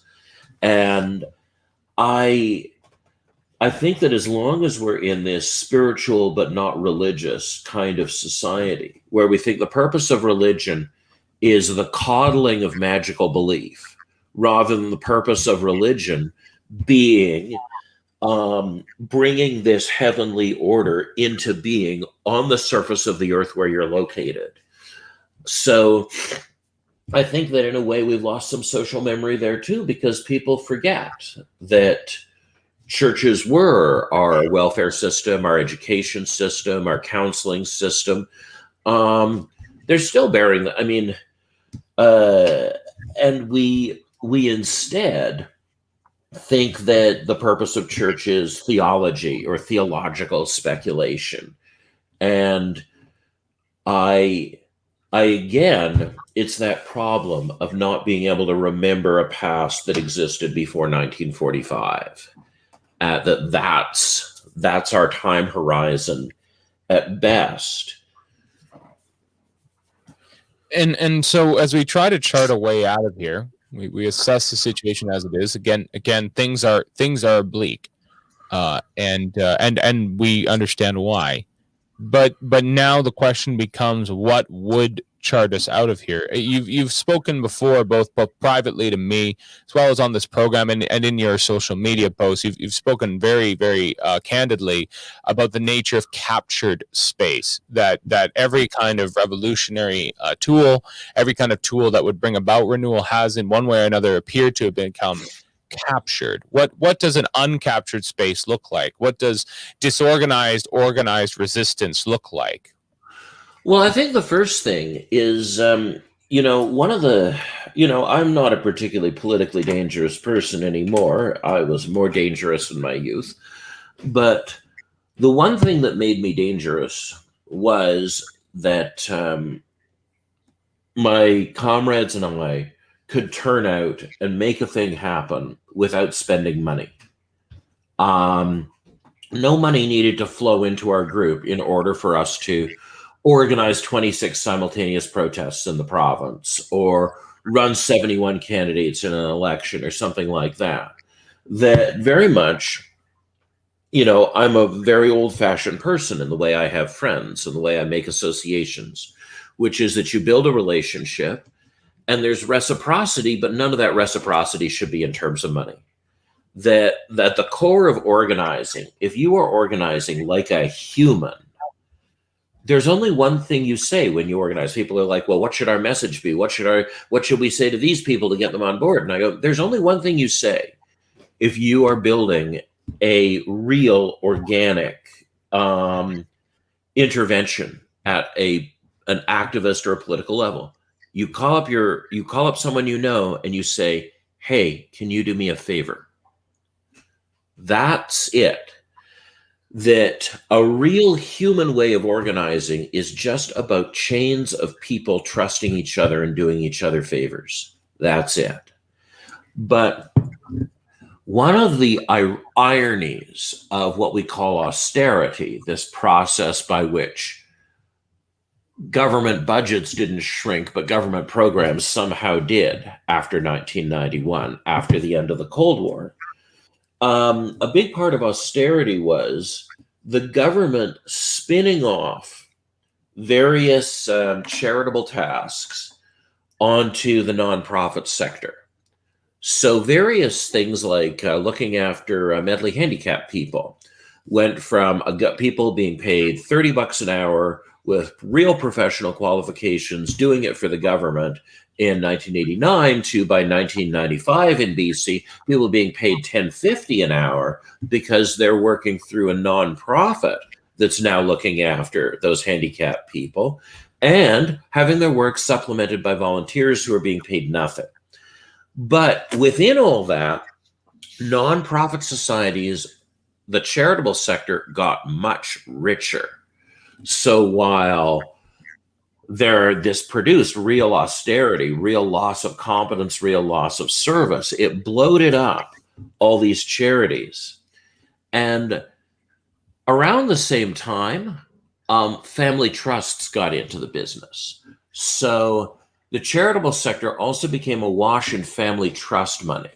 So, and we saw this early on with the petroleum industry trying to silence environmentalists in BC from talking about climate change. So environmentalists in BC didn't talk about climate change between 1995 and 1991 because the Pew Charitable Trust, the charitable family trust arm of Suncor, paid them $1 million a year not to.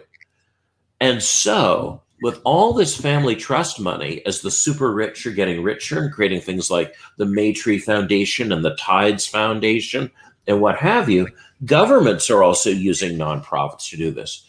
And what this effectively means is that real old-fashioned nonprofit citizen organizations don't exist for the most part anymore.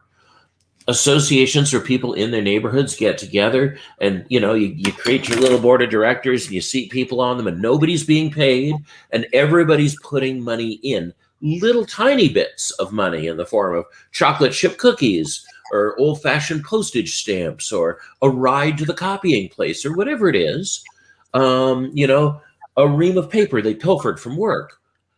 the point is that organizations that are just made out of honor and loyalty and connection, for the most part, don't exist anymore. And most people don't know how to organize in those organizations anymore. So if you were to poach like an NDP organizer or a Green Party organizer, and you were to put them in charge of a regular old school citizens organization with no money, they wouldn't know how to do anything. They wouldn't understand how you could possibly get this stuff done for free.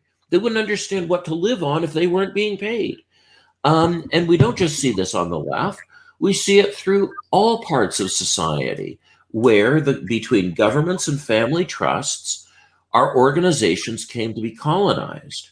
And there's a very simple way forward. Organizations that are made out of trust and loyalty and human social bonds still work.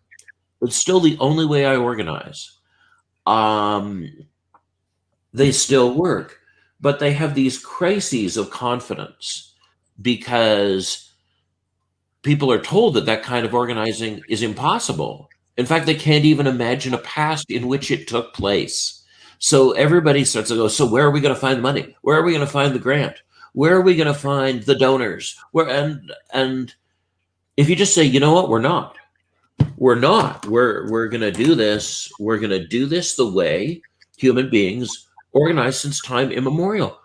Why the hell would the government or the corporations help us organize against them? Like, that's dumb to even think that they would. Like what kind of strategic nut job do you have to be to go, why isn't my enemy working harder to help me?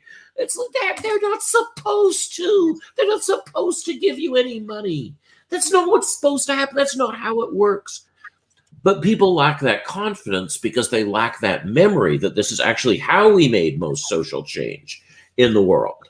So, and we do see these eruptions of spontaneous organizing, right? We saw it with the kids on Vancouver Island and the seniors on Vancouver Island, some of whom I was in the Clayoquot blockades with, organizing around that old growth logging. And we'll see, and I'm seeing this with big convoy of big rig owners out of Vanderhoof who are organizing a convoy down to the coast to commemorate the 215 Aboriginal kids we lost. And like, that's a beautiful thing to see. But the problem is that when we actually do non-monetized organizing, when we actually do organizing that gets done for free, we don't make an organization out of it. We've lost that memory of how to turn a spontaneous upwelling of camaraderie and community and honor and this shared opinion. We've forgotten how to store that in our organizations, right? We're watching organizations in our communities, our fraternal organizations, wither on the vine, right? Everybody's dying except the Rotarians. You know, even the Masons are in trouble now. And so there's this missing piece there of connecting spontaneous organizing to institution building outside the state. And I think it's a shared loss everywhere. I think everybody across this political spectrum has lost the same information. And it was hard-won information, building, this different way of organizing. But instead, every time people go, yeah, we should do that, they look at the monumental task of building an organization that is resistant to capture, that's democratic, that's based on personal connection, that doesn't require the patronage of government or something else. And then there's this fear. It's like, but I work for this union and it has like $8 million to spend on this kind of organizing. I'll just stick with it and I'll try and get that money to come out. It's like, the money's never coming out. That money was never going to get spent on something useful. And although it might feel close, it's not close. And I know people have the same thing with their church. It's like, if I could just get my church to care again, it's sitting on all this real estate. It's sitting on all this money. It's like, no, these institutions have been captured. They've been captured by a sophisticated system of neoliberal patronage that you can't break into. and it exists culturally through the executive director class, and the person who might be the executive director of, of an environmental nonprofit might be the civil society communicator for a union next year, or or a deputy minister in government the year after that, right? Those people aren't going to let that money go. That money's theirs. It got there because of them, and it's not going anywhere. And if people keep holding it's hard. And I fell into this trap during the 2018 referendum. If I had simply built my own yes committee in that referendum in BC, we probably still would have lost, but I would have not spent all of my time arguing with people controlling different funds from different unions about why they weren't spending the money rationally on trying to win the referendum, but were actually spending the money on trying to lose it. So I understand the temptation. You're in this captured institution that didn't used to be captured. It used to be part of a thing that was part of your stuff, and now it's not. But now it has all this money and all these resources. And if you could but you can't. You can't. It's captured. And I think that it's really interesting looking at how much authority we'd already given away in order to make that capture possible.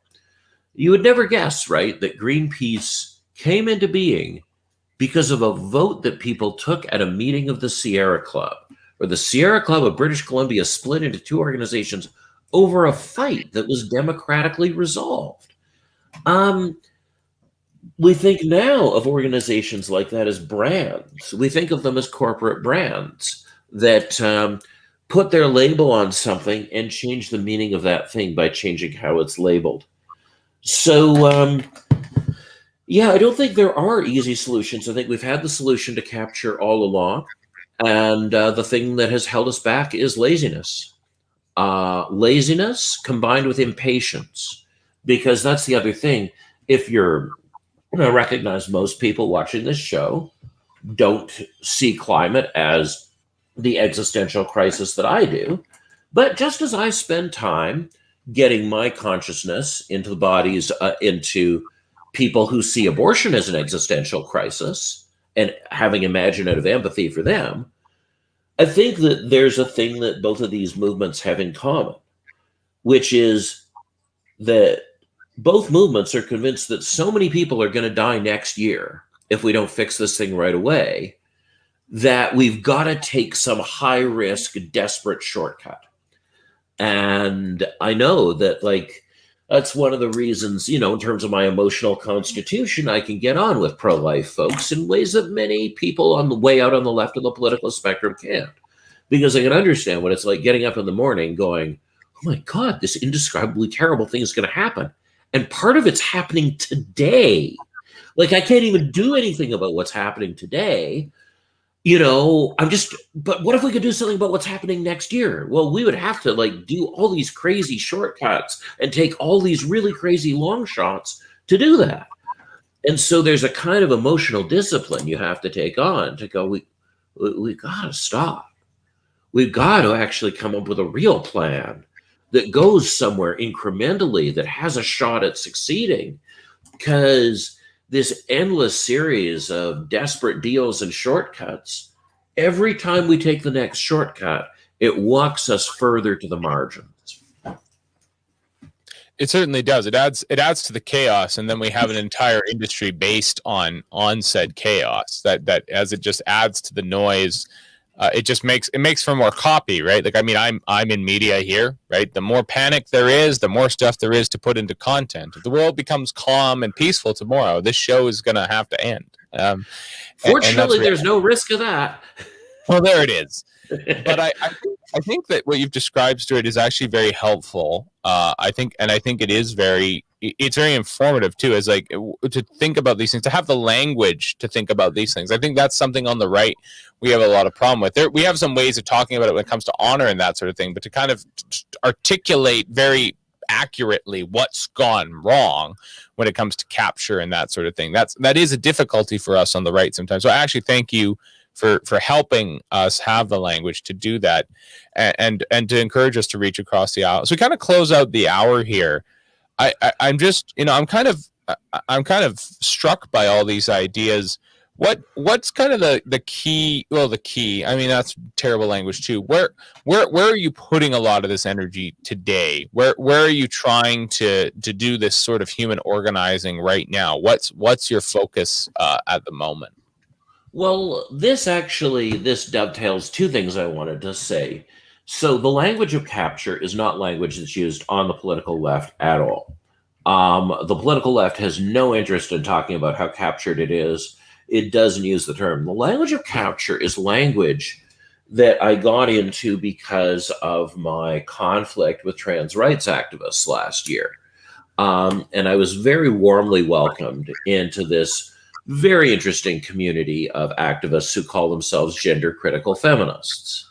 They're folks who oppose things like what Chris Elston was on talking about a couple weeks ago, giving puberty blockers to minors, letting natal males into women's prisons, women's shelters, women's transition houses, things like that, right? That they're old school feminists fighting for the rights of women, and they oppose the inclusion of trans women in the category of women. They don't oppose their equality, but they oppose their inclusion in that category. And of course, gay rights organizations and feminist organizations have been overwhelmingly captured by money from so that they expel gender critical feminists. And in fact, you get into ridiculous situations like Chris's, where they actually encourage Antifa to beat gender critical feminists in the street, right? That there's actual violence being perpetrated. And they're the movement that has come out with the best and most effective analysis around questions of capture. I've learned a tremendous amount from them in the past 8 months. So that's really where to look. And for conservatives, I would really encourage you to look there, because when it comes to things like puberty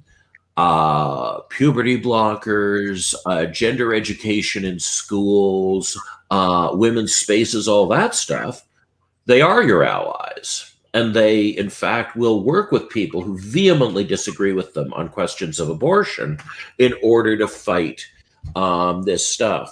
But they're the people who've produced a lot of language around institutional capture. And for that reason, they're a movement that is really aware. They're wary, they're sharp, they're engaged in that analysis, and they're a pleasure to organize with. If people feel at sea, there's a whole Twitter community, Canadian Women's Sex-Based Rights, CAUSEBAR, great people to get in touch with.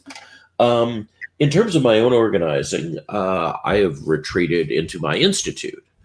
There isn't some part of the larger political. I mean, there are allies I find on the larger political spectrum, characters like Derek Jensen and his movement, Deep Green Resistance, but they're like my institute. They're small. They're outward looking. They're engaged in public education.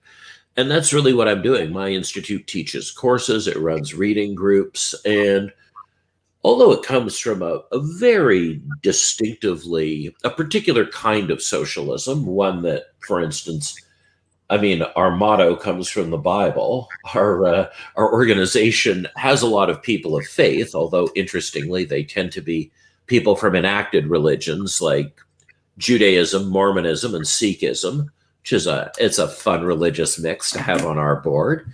But ultimately, although there are lots of strangers in the organization now, and the organization is operating in Europe in ways that I never thought it would, that organization, came out of a gentleman's dinner club. organized by my friend Dan. The legal organization had existed before, but the team was really born in this informal setting. And so one of the other things I would say is the best people to organize with are not the people who agree with you the most. The best people to organize with are your friends. You find one thing to organize that you agree with your friends about, that you want to organize about, and that's what you do. I really hope that more people take that turn. More people take our courses, more people take our ideas into their communities. And I know that's happening with all kinds of organizations out there. But one of the big problems that we have to get over with if we're to move past neoliberalism is to understand that the base unit of society is not the individual. What we're constructed out, and you can look back at primates, right? Tell me about all the solitary primates.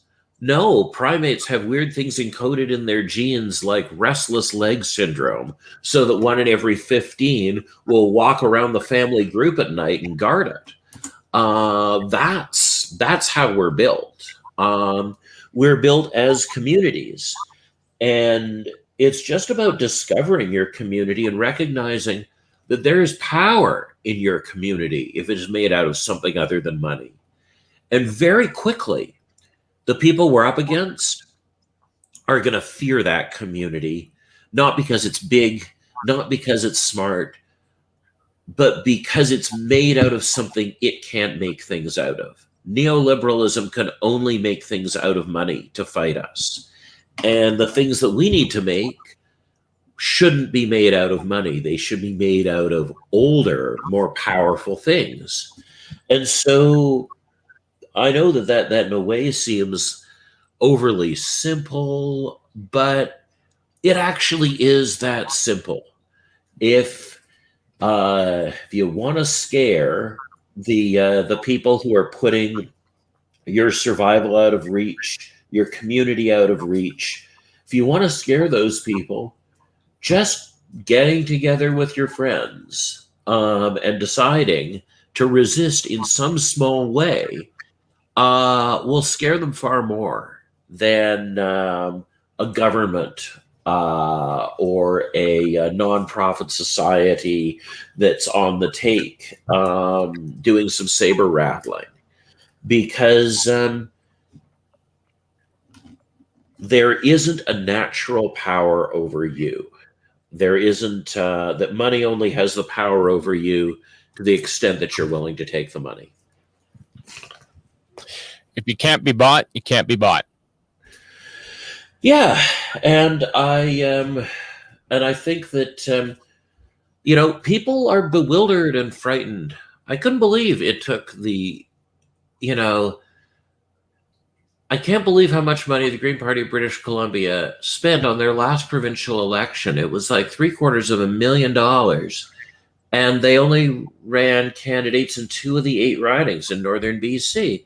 I thought, well, when I was the leader of the party in 1996, when it had a fraction of the members, we conducted a provincial election campaign for $71,000. And of course, we ran in every riding in northern BC. There's a weird way in which you look at people who style themselves as dissidents or, what have you. In many ways, they are some of the people who are most dependent on the largesse of the state. And one of the things we should recognize if we want to avoid capture is also learn how to recognize captured organizations. You want to look at the surnames of the people on that board. You want to look at the contracts they have. You want to look at what jobs they rotate into when they're not being the thing they're presenting themselves as on television, irrespective of the issue there. It's very much, I think in many ways, people would do well to study the Brazilian dictatorship of 1964 to 85. If you want to understand what neoliberalism is and what it does, pretty much everything about our present social order was tested on the people of Brazil during a 20-year period. And one of the things about it was that, unlike other dictatorships, the Brazilian dictators made sure that Parliament kept meeting the whole time they were under authoritarian rule, and that the Parliament elected a prime minister, and that two parties with two different platforms competed in the election, even as the generals were vetting the platforms and candidates for both parties. And it's not a little junta of Portuguese-speaking generals, but that's the system we have. That's what capture is. Capture is about maintaining the appearance of diversity while making all apparent expressions of dissent dependent on the very system from which one is expressing dissent. Yeah, controlled opposition. It's the smartest play you can make if you want to keep control, for sure. All right. Well, on that cheery note, maybe next time we can have some fun with 1960s Brazil. There are some most amusing stories. I think John Thompson, who I'm really glad is getting on the program regularly, smartest guy in conservative foreign policy the whole time I've known him. But we might have to lead off with Thompson's story of his own personal interactions with the results of the Brazilian dictatorship, because that's a fun ride. Absolutely. Absolutely. Well, we'll bring everybody together at some point, definitely as we get into the summer and people's schedules change, but we're very thankful to have you here today, Stuart. And again, of course, that's Stuart Parker, president of the Los Altos Institute, telling us how to get into uncaptured territory and take back the human element. Thank you so much, Stuart. Thanks, Nathan. Bye. Absolutely. Well, that was Mountain Standard Time for this week. This was episode 30. Of course, if you have any suggestions for guests and people that we should bring on, always make sure that you send us an email. I've got my email right there. And anybody you'd like to have as guests here, any questions, comments, concerns you have about the show, please forward them to myself. And we can address those and try and make the show as good as we can. It's still a work in progress. We're only 30 episodes in, but we've really enjoyed our first 10 weeks here at the Western Standard with Mountain Standard Time, and we're enjoying ourselves. It's a good time. But again, thank you so much for tuning in today and giving us a little bit of your time. We're hopeful that in the not so distant future, we'll be able to bring on some guests for what is probably the upcoming federal election. So stay tuned for that. We'll have some announcements about that in the not so distant future. Of course, we'll be up bright and early again, 9 a.m. Pacific, 10 a.m. Mountain on Tuesday. We'll see you then. Thanks for watching.